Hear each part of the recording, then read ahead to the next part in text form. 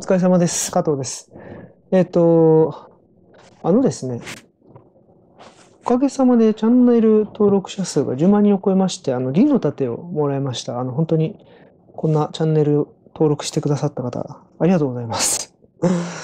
先ほどですね、別の動画ももう一本撮ってまして、開封した動画を撮りました。ぜひちょっとそちらも見てください。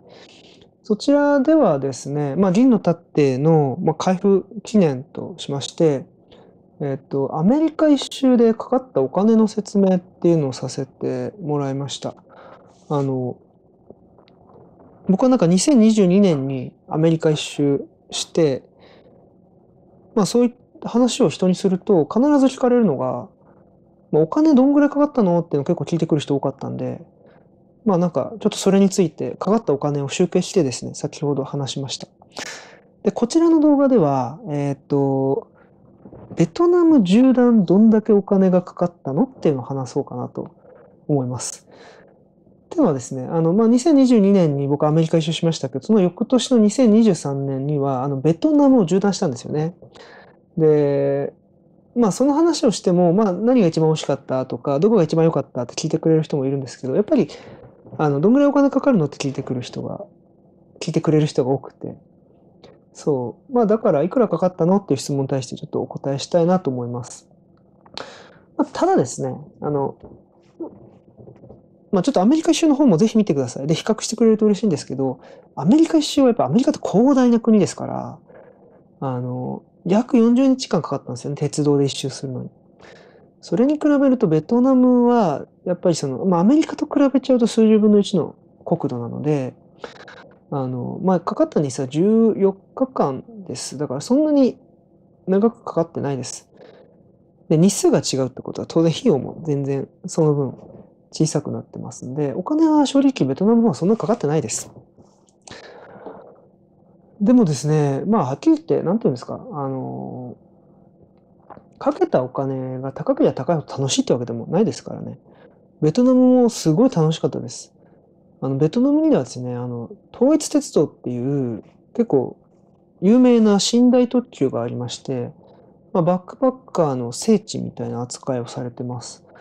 そのハノイからホーチミンまで繋がってるんですけれども、それすごく昔から乗ってみたかったんですよ。なんていうかな、すごくロマンあふれる、いい電車なんですよね。結構なんか昔の感じの電車で、古ぼけた、悪く言えば古ぼけた感じの電車です。でもそれが味があってすごくいいんですよ。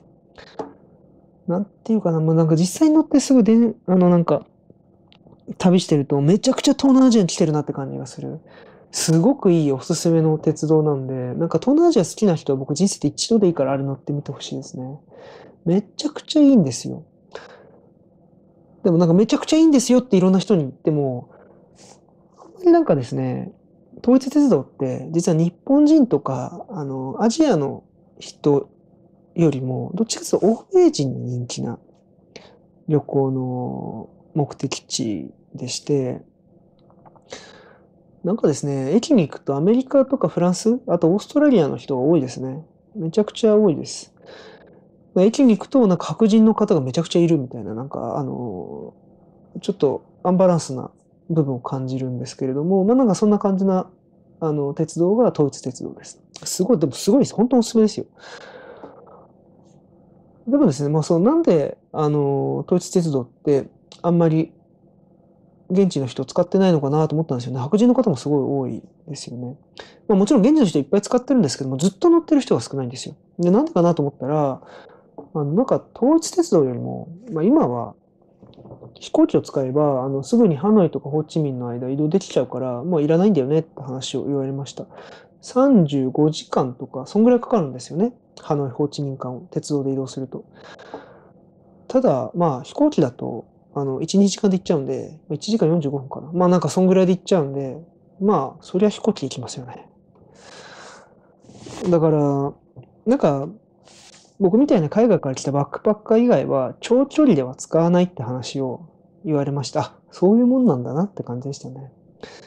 だから、4人部屋だったんで、一緒になった人と話したりするんですけど、現地の方と話した時に、なんか短い距離か中距離ぐらいだったら使う人多いけど、そうじゃなかったらみんな飛行機だよね、今はって。なんかそんな感じらしいです。うん。ほんとずっと乗ってるのは僕みたいな海外のバックパッカーみたいな感じですね。まあそれはいいんですけど、まあ、さておき、ベトナム縦断にどれだけお金がかかったかですね。ここではですね、先ほどのアメリカ一緒のやつと同じく、ホテル、交通費、食費、その他、この4分類で説明させてもらいます。まず、ホテルはですね、904ドル。ベトナムドンで約2100万ドンですね。日本円では約12万円というところですかね。ドンってめちゃくちゃ桁数が多いからすごい数えるのが難しいですけど。一番お金がかかったホテルはハノイのホテルデュパルクですね。ここは、ハノイ駅から徒歩9分ぐらいの場所ですけど、以前日光ホテルだったホテルです。まあ、ホテルデュパルクも日系の運営会社がやってる、まあ日系のホテルですね。はい。2番目にかかったのは、ホーチミンで泊まったレックスホテルサイゴンですね。ここは結構有名なホテルで、歴史の舞台にもなりました。ベトナム戦争の時に、アメリカのジャーナリストとか、アメリカ軍がよく使うホテルとして有名なホテルで、まあ、そういう意味でも面白いですよ。歴史のある面白いホテルです。はい。あとは、ニャチャンとかダナンで泊まったウィンパールも良かったですね。あれベトナム最大手のホテルチェーンですね。あと、グエン朝の古都であるフエでは、インペリアルホテルフエにも泊まりました。ここはですね、日本の天皇陛下、まあ、天皇陛下が皇太子の時に泊まったことが由緒正しいホテルですね。ここもすごい良かったですよ。あとは何だろうな。ベトナムのホテルってなんか総じて安くてですね、平均すると1泊80ドルぐらいですね。それで結構ちゃんとしたホテルに泊まれてますね。続いて交通費なんですけど、交通費は676ドル。ベトナムドンで約1600万ドン。日本円で約8万8000円ですね。飛行機はマイルで取っちゃったんですよね。東京からホーチミン、ハノイから東京に帰るのはマイルで取っちゃったんで、サーチャージの4万4000円だけですね、かかったのは。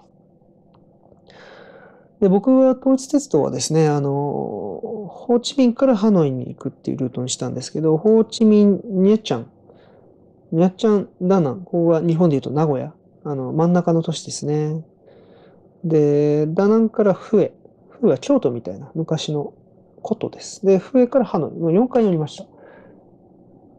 めちゃくちゃ安く、合計で142ドルですよ。142ドルでした。一応ですね、一番いい4人部屋のソフトベッドっていうのを取ったんですけど、まあ安いですよね。そんなにお金はかかりませんでした。で、それに加えて、街中でも、まあリフトとか使って、リフトじゃないか。グラブか。グラブを使って移動したんですけど、まあ大体、売宅ですね。売宅だともう50円、100円とかで移動できまくれちゃうんで、まあまあ、本当あんまお金かからなかったですね。はい。あとは、食費。食費の合計は238ドル。ベトナムドンで約538万ドン。日本円で約3万円ですね。やっぱり、フォーが2ドル、3ドル。で、バインミーとかが1ドル、2ドルとかで食べられちゃう国なんで、食費はあんまかかってないですね。一番かかったのはハノイのフレンチの名店ですね。ラバディアン。これは良かったですね。ラバディアンの38ドル。これは割と良かったですね。ハノイで有名なフレンチなんですよ。ラバディアンっていうのがあって。でもなんか、ハノイでフレンチっていうと、なんかすごい、なんか植民地時代の名残を感じさせるような、そういう僕はなんかクラシックなフレンチを想像してたんですよね。そしたら全然そんなことなくて、なんかめちゃくちゃフュージョンな感じのフレンチ出てきて、美味しかったです。わさびソースとか普通に出てくるような感じの。クラシックではないフレンチですね。うん。で、ランチで行ったんですけど、$38とはいえ、すごいいい内容でしたね。なんか、ハノイに行くことがあれば、またここは行きたいなと思いました。2番目に行った、2番目に高かったのはダナンで行ったピザの有名店ですね。ピッツァ4ピース。ピッツァ4ピースか。ピッツァ4ピースは$36ですね。$36。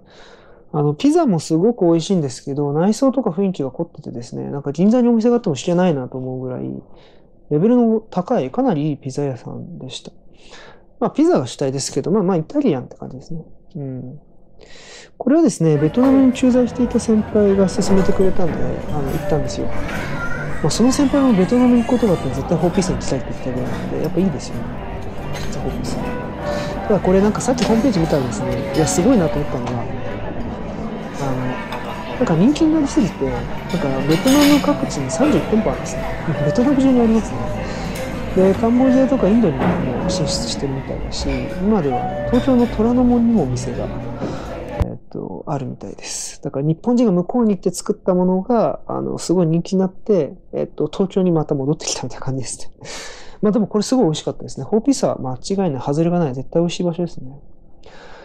そこそこ、現地の価格からすると、それフォーが2、$3で食える国で、一人でピザ屋に行って$35してるわけなんで、10倍ぐらいしますよね。高いんですけど、めちゃくちゃお客さん入ってましたね。でもですね、結構海外の外国人が多かったかな。現地の方もそこそこいましたけど、外国人観光客結構多かったですね。でもそうだな。一番記憶に残ったベトナムでのご飯は、ホーヤンで食べたバインミーですね。